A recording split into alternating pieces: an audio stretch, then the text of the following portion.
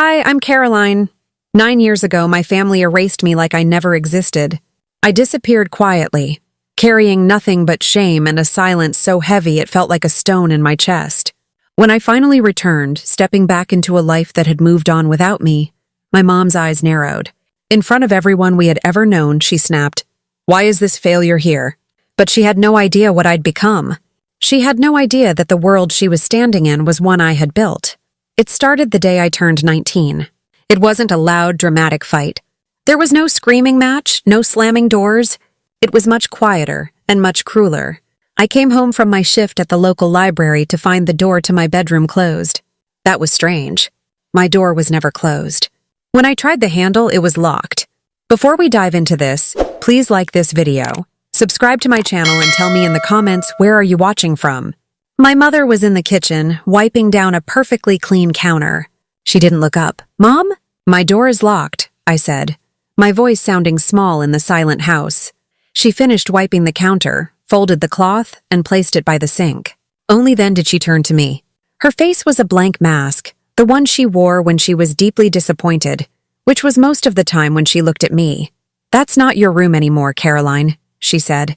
Her tone was flat, like she was telling me we were out of milk. "It's for storage now." I stood there, completely stunned. Storage? But where are my things? A small, tight smile touched her lips. "We sold what we could. The rest was donated. You won't be needing those things anymore." The floor felt like it was tilting beneath my feet. My books, my clothes, my journals, the stupid little snow globe my grandmother had given me. Gone. Everything that made me, packed up and sold off like I was already dead. My father walked in then, holding a small cardboard box. He set it on the floor between us. It was heavy with the finality of their decision. "Here," he said, his voice gruff. He couldn't meet my eyes. "This is what's left. You have 1 hour to be out of this house." Inside the box were a few old t-shirts, a toothbrush, and my high school diploma. A document that suddenly felt like a joke. My sister Emily stood in the doorway to the living room, a faint smirk on her face. She was the golden child, the one who did everything right. She was heading to a prestigious university while I was working part-time and taking classes at a community college. A path my parents called a waste of time. I looked from my mother's cold face to my father's averted gaze to my sister's triumphant smirk. "Why?" I whispered. The word felt like it was torn from my throat. My mother finally looked at me and her eyes were like chips of ice. "Because we're done," she said. "We are done funding a disappointment. We told the neighbors you'd moved away in disgrace. As far as anyone is concerned, you no longer belong to this family." Disgrace. The word echoed in the silent house. I didn't know what I had done to earn it, other than not being Emily. A few weeks later, after I had found a room to rent across town, I saw a new family photo posted online. It was my parents and Emily, smiling brightly on the front porch. They were standing closer together than usual, filling the space where I used to be. My picture had been taken down from the mantelpiece. My name was never mentioned. I wasn't just kicked out. I was erased. I had become a ghost in the story of my own family. The first few years were the hardest. The world is a cold place when you have no one and nothing. I learned that quickly. I took any job I could find. I was a waitress in a greasy spoon diner where the smell of burnt coffee clung to my clothes. I worked the graveyard shift at a gas station under flickering fluorescent lights, watching lonely cars pass on the highway. I cleaned office buildings late at night, pushing a mop through empty hallways. My reflection the only company I had. I slept in borrowed rooms, on lumpy couches, and for a few terrifying weeks, in the back of my beat-up car. I was always tired, always hungry, always one missed paycheck away from being on the street. But the physical hardship was nothing compared to the loneliness. The pain of being forgotten was a constant dull ache in my chest. Every holiday was a fresh wound. On Thanksgiving, while I ate a lukewarm cup of instant noodles in my tiny room, I'd scroll through my phone. I'd see pictures of my family gathered around a massive dining table. There was my father carving a turkey. There was my mother smiling, raising a glass of wine. There was Emily, surrounded by cousins and aunts and uncles, all of them laughing as if I had never been born. No one ever asked where I was. No one seemed to notice the empty chair. Christmas was worse. I'd see them in matching pajamas, opening presents under a glittering tree. Emily got a new car one year. I saw the picture of her standing beside it, a giant red bow on the hood. That same day, I had worked a double shift just to make rent, and my landlord had still yelled at me for being a day late. The silence from them was absolute. No calls, no texts, not even an angry email. It was as if the moment I walked out that door with my small box, I had simply vanished from the earth. I sent my mother a card for her birthday one year. I just wrote, "Thinking of you." I never knew if she even received it. I got no reply. The lack of response was its own answer. You do not exist. You are nothing to us. That silence hollowed me out, leaving me feeling worthless and ashamed, as if they were right to throw me away. The turning point came on a rainy Tuesday night.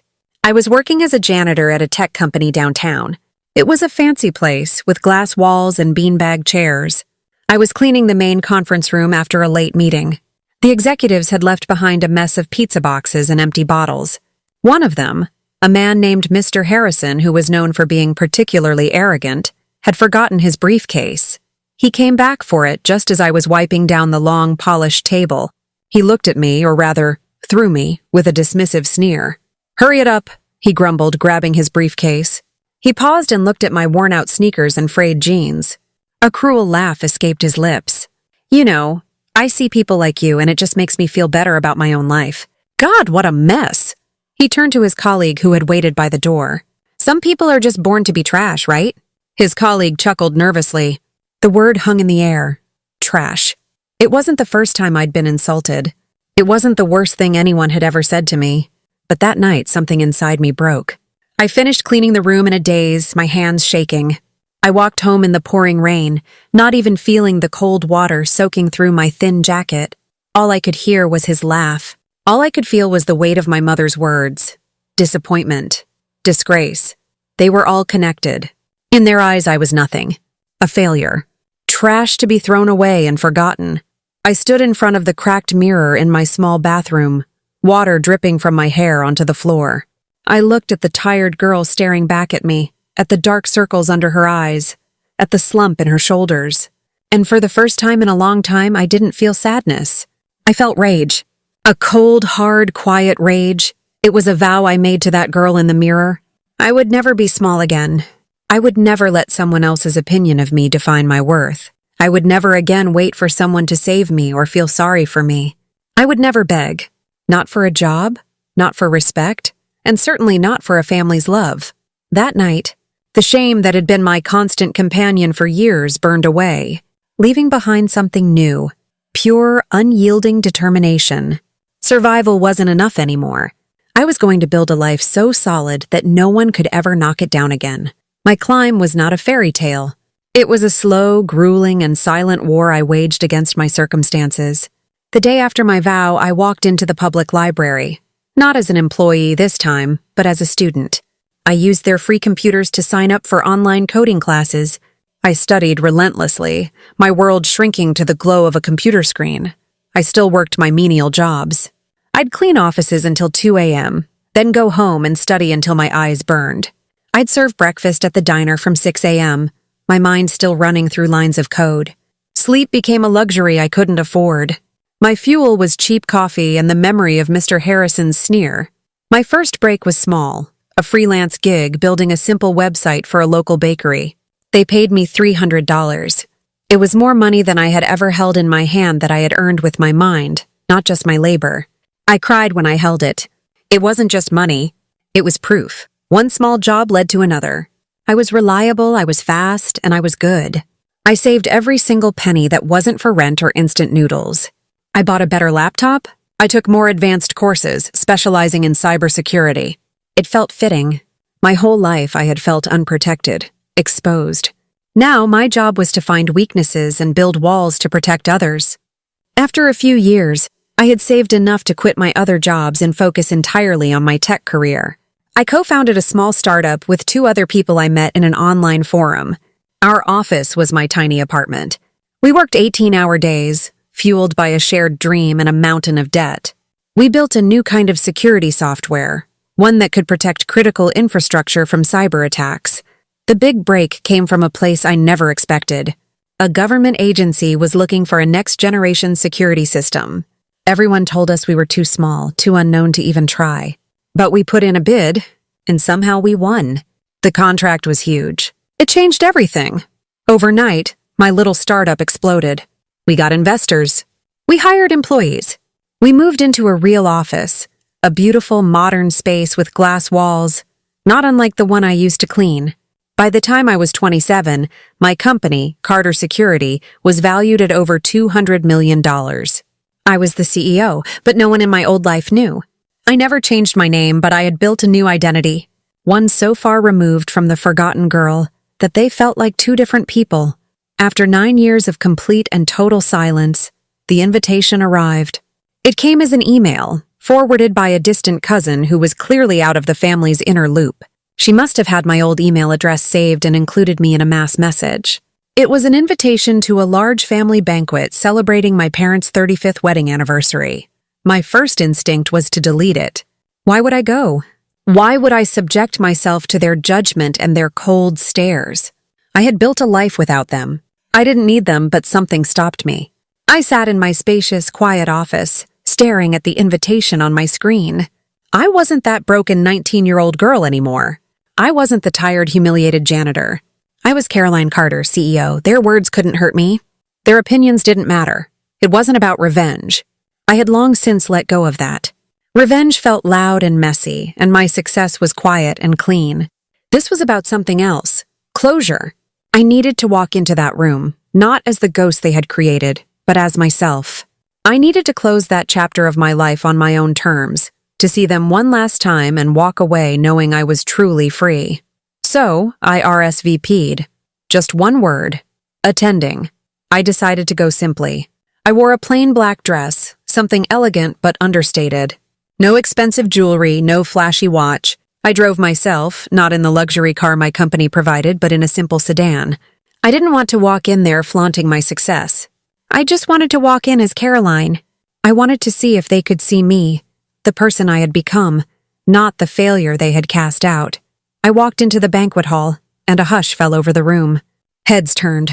Whispers started like a ripple in a pond. I saw my aunts, my uncles, my cousins. Their faces were a mixture of shock and confusion. For a moment, it felt like a ghost had truly walked in. Then I saw my mother. She was standing with my sister Emily by the head table. Her smile froze on her face, and her eyes narrowed into thin slits. She looked me up and down, taking in my simple dress, my quiet demeanor. Whatever she saw, it confirmed the stories she had been telling herself for 9 years. She strode toward me, her heels clicking angrily on the polished floor. She didn't hug me. She didn't ask where I'd been. She stopped a few feet in front of me, making sure everyone could hear. Her voice was sharp, dripping with venom. "What are you doing here?" she hissed. "Who invited you?" Before I could answer, she scoffed, a cruel, ugly sound. She turned to the nearby relatives, her voice rising for effect. "Why is this failure here? Can't we have one nice evening without being embarrassed?" My sister laughed behind her, a high tinkling sound that was meant to cut. "She probably wants money," Emily whispered loudly to a cousin. "She still looks pathetic." Laughter spread through the tables closest to us. It wasn't loud, just a series of awkward, pitying chuckles. My chest tightened. The old familiar sting of humiliation pricked at my eyes. For a split second, I was that 19-year-old girl again, standing in the kitchen with a box at my feet. But then I looked at my mother's twisted face, at my sister's smug expression, and the feeling passed. It was replaced by a profound, unshakable calm.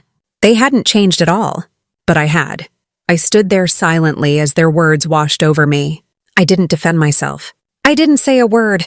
I just watched them. Just as my mother opened her mouth to say something else, a man in a sharp suit appeared at my side. He was the manager of the banquet venue, a high-end exclusive hotel I had acquired a year ago as a real estate investment for my company. He ignored my mother completely and addressed me with quiet deference. "Ms. Carter," he said, his voice clear and professional, cutting through the whispers. "I apologize for the wait. The private floor is ready for you and your guests whenever you are." The room went dead silent. You could have heard a pin drop. My mother froze, her mouth still slightly open. Her eyes darted from the manager back to me, confusion clouding her features. "Miss Carter?" she repeated, the name sounding foreign on her tongue. The manager nodded politely. "Yes, Ms. Carter owns the building." He gestured subtly, and I noticed for the first time what no one else had. the small, discreet logo embroidered on the lapels of all the staff members' uniforms. It was the logo for Carter Security. My logo. My mother followed my gaze and saw it. Her face, which had been twisted in a sneer just moments before, went completely pale. The color drained from her cheeks, leaving her looking old and slack-jawed. My sister's smirk vanished, replaced by a look of pure, unadulterated shock. Across the room, I could see the expressions shifting on every face, from pity and mockery to awe and disbelief. The whispers started again, but this time their tone was entirely different. The shift was instantaneous and sickening. Suddenly, relatives who hadn't spoken to me in a decade were rushing to my side. "Caroline! My goodness, look at you! We've missed you so much!" An aunt gushed. Trying to wrap me in a hug, I stiffly sidestepped. "We always knew you had it in you," my uncle stammered, his eyes wide with a mixture of greed and shock. "We were just saying—" My mother was speechless, her hands fluttering at her sides. My father, who had been hiding in the background, finally shuffled forward, his face a mess of confusion and regret. "Caroline, we didn't know." "Didn't know what? That I wasn't a failure? That my worth was tied to a bank account and a building deed?" I looked at their frantic, desperate faces. They weren't seeing me. They were seeing money, power, and opportunity. They were seeing a story they could now brag about instead of one they had to hide. I gave them a small, sad smile. I turned to my mother, the woman who had called me a failure just minutes before. Her eyes were pleading now. "You erased me once," I said, my voice soft but steady, carrying across the silent room. "Stay consistent." Their faces fell.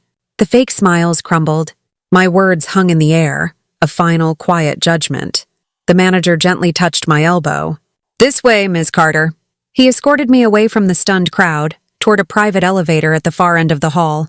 As the doors slid shut, I saw my family one last time, standing frozen in the middle of a party that was no longer about them. They were left behind in the world they had made, while I ascended to the one I had built for myself. Abandonment once broke me. It hollowed me out and left me with nothing but shame.